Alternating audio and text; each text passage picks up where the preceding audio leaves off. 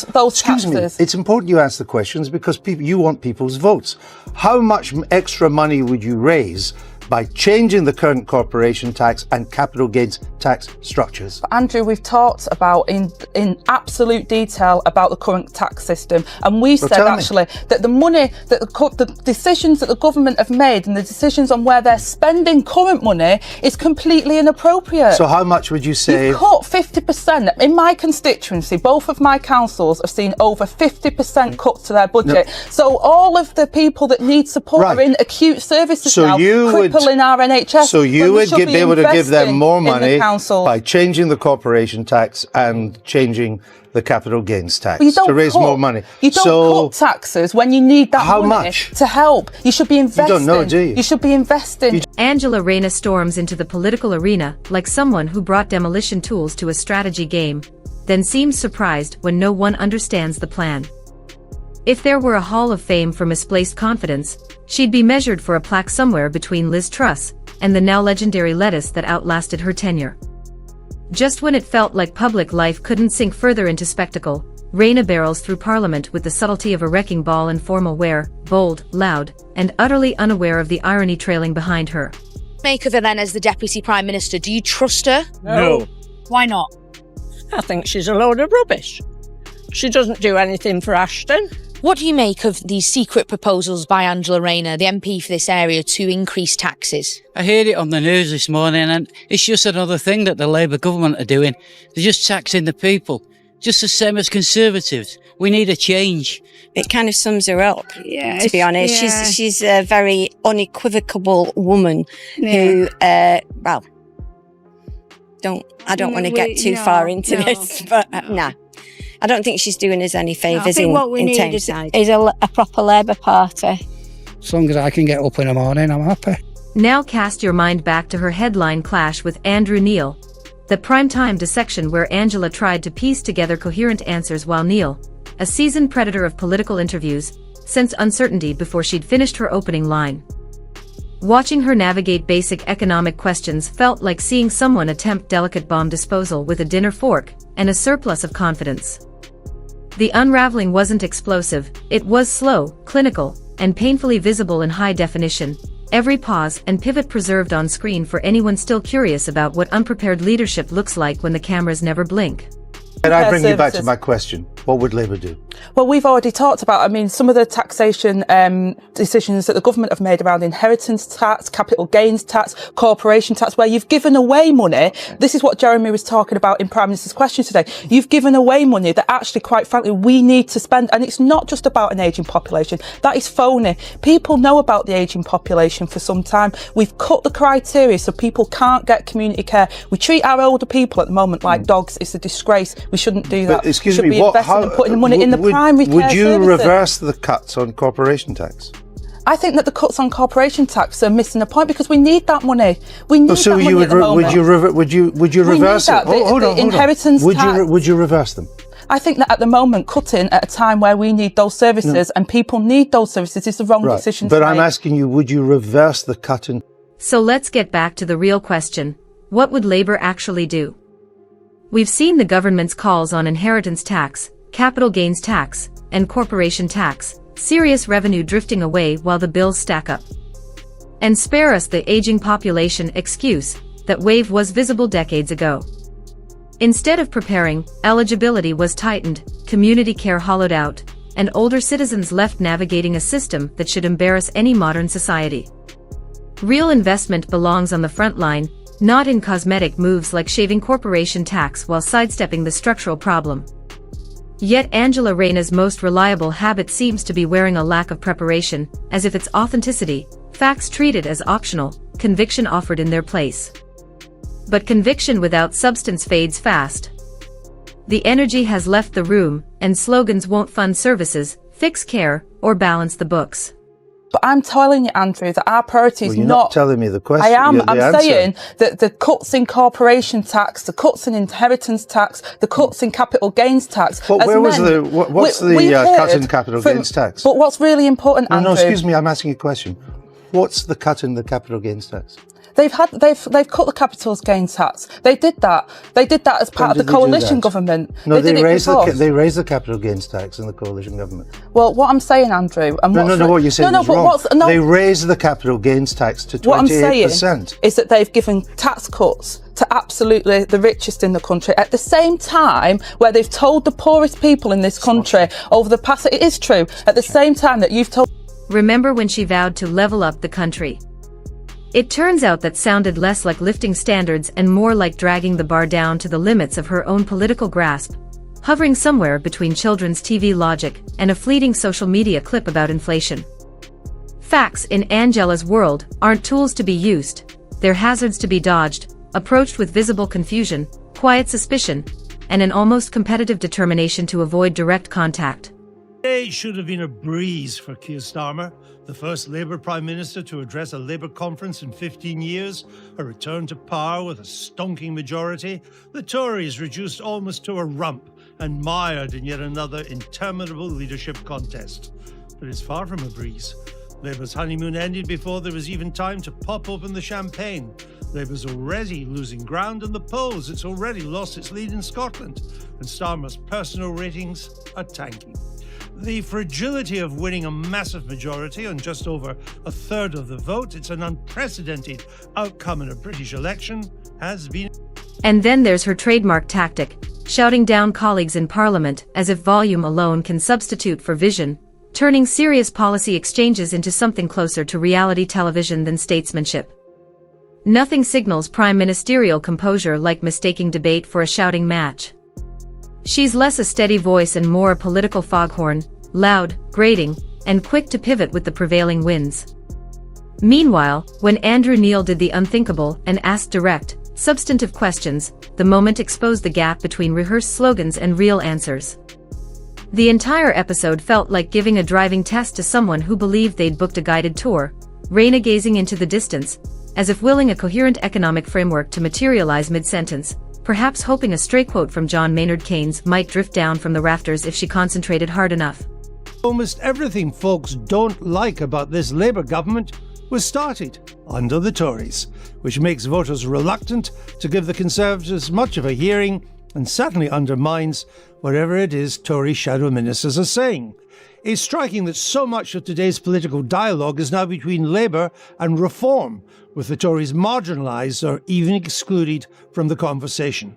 The polls tell their own dire story for the Tories, the latest ones of them on 16 to 18%, an historic low, with Reform pushing 30%.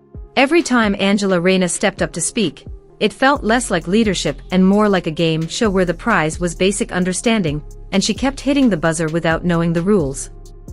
You could almost sense the mental scramble as she flipped through an imaginary handbook of emergency phrases for the politically adrift, defaulting to fairness, working people, and the dependable Tories bad, each slogan drifting further from the question at hand. What followed wasn't an interview so much as an improvised attempt at an economics exam without the revision, arguments stitched together like a motivational seminar assembled from protest chants and social media captions. GDP seemed to morph into something unrecognizable, fiscal responsibility recast as branding rather than substance. In truth, you'd find a clearer economic blueprint in a late-night pub debate than in that performance, loud on conviction, thin on clarity, and miles away from the detail the moment demanded.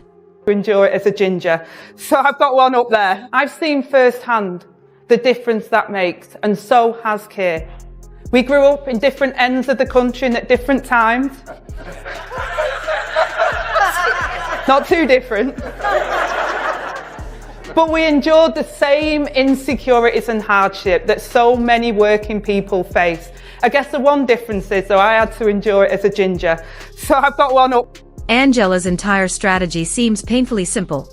When the argument thins out, turn up the volume. When a question demands depth, swerve toward convenient villains and hope outrage substitutes for insight. That isn't serious politics, it's theater, a chaotic convoy speeding ahead with noise in the driver's seat, and no clear route in sight. Then comes the qualifications defense. Supporters proudly point to her rise through the ranks, and yes, beginning as a care worker is honorable and deserves respect, but experience in one field isn't an automatic license to run a nation, just as driving passengers doesn't qualify someone to pilot a jet. She wraps herself in the language of being real, as though authenticity alone were a governing framework. But real is not the same as ready. I want leaders who understand complexity, who've done the groundwork, who treat responsibility like more than a slogan, because sincerity without skill isn't courage, it's risk dressed up as confidence. Keir Starmer, a pledge is not an indication. A pledge is a word, is your word. It's a pledge. Bit collective it's action. Not in your pledge. Well, the pledge is 3 lines, Andrew. You're asking me for more detail and I'm giving it to you. Well, but the fact is the 2016 Trade Union Act, when it comes to cribbing and curtailing union power, is not the key legislation, because you're hiding behind the process. No, the Labour Party Why don't you do what the other candidates do and tell? Don't Labour members have a right, as they decide whether to vote for you or not, they want to know where your money's coming from? I've been asked that many times. I've said it's coming from trade unions, from crowdfunding, from individual donations. Who's your biggest donor? It's coming from those 3. One of my biggest donors was put up on the website, I think, yesterday. Right, that's one of the lawyer. There's this strange trend of dressing up incompetence as authenticity, as if being unprepared is somehow relatable. She's just like us, they say, except she's the one seated in Parliament, while everyone else carries the cost of shaky judgment and style misfires. Whenever Angela Rayner speaks, it feels like stumbling into a chaotic game show called Guess That Policy, where the host skipped the briefing, the audience is bracing for impact, and the only prize on offer is national second-hand embarrassment. Out spill the same recycled mantras: fairness, hard-working families, leveling up, and the dependable Tories bad, rolled out regardless of the question, the context, or even basic reality. Volume replaces detail, repetition replaces reasoning, and somehow we're told this is conviction rather than confusion. On the UN resolution, we've got to have a government in Syria, a political solution that protects civilians and infrastructure, because as we've seen with the Assad regime, it has been unstable. We want to see that stability and we'll work towards that with our allies. Bloody dar. I mean, what the hell is that all about? What all she's doing there, she's being drilled by the media advisors, the press office. Right, just say something about the UN resolution and we're sticking to that and we're working with allies. Very difficult, fast-moving situation. In other words, she didn't have the first clue. Ask her about inflation and she pivots into a tug-at-the-heartstrings story about someone's nan struggling to boil a kettle. Mention GDP and suddenly you're wading through an emotional detour featuring Greg's sausage rolls and rural bus routes. The through line? Hard to find. Her responses drift with the logic of a horoscope stitched together by an overworked algorithm, big on mood, light on math. At moments it felt like a conference talk sketched on a faulty drawing board, GDP reduced to vibes, fiscal policy recast as branding. Honestly, a houseplant beside an economics textbook might produce a steadier framework, just by absorbing sunlight. When pressed, the volume rises as if decibels could solve deficits, and if the interviewer persists, the narrative swerves into a comic book tale of extravagant billionaires versus long-suffering workers. It's drama, not detail, noise, not numbers. Phrase earlier in this interview, let me use another one. People are simply scunnered with Labour and the Tories. They don't want to vote for you. And indeed, if you look at these polls, Labour on 25, you on 15, 16, your combined share of the vote is the lowest ever. They just don't want to vote Tory truths. They're not listening. They don't care what your truth is. Almost everything people have come to dislike about this government, this Labour government, started on... Its politics turned into full-blown pantomime, facts optional, volume non-negotiable, and every answer delivered with the wild energy of someone whose political research comes from rage-scrolling social media at 2 a.m. This isn't governance, it's theatre, and Angela Rayner is center stage with jazz hands, a foghorn, and no script.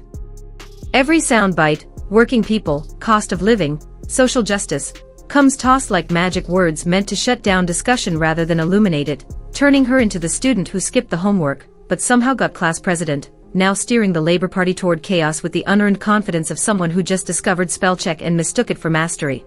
Your government created the most expensive domestic electricity in the world. That's what we have to pay in our households. The most expensive, even higher than Germany, whose energy policies have been even more bonkers than yours. Remember her party conference speeches? Of course you don't. They're the political equivalent of fast food, instantly forgettable, drenched in greasy buzzwords, and leaving a sour aftertaste. It's all spectacle, no substance, style over strategy, volume over value, slogans over sense. Nuance doesn't exist in Angela Rayner's playbook. Everything reduces to blame: the Tories, inflation, the NHS crisis, and yes, probably your spoiled milk too. She's turned politics into an endless exercise in finger-pointing, a world where Labour never has to take responsibility because guilt has been outsourced to the opposition. And then there's her favorite tool, performative outrage. Every slip, misstep, or crisis triggers a ghostly appearance on social media, or outside Downing Street, delivering condemnations with all the depth and precision of a viral Facebook rant, flashy, loud, and utterly hollow.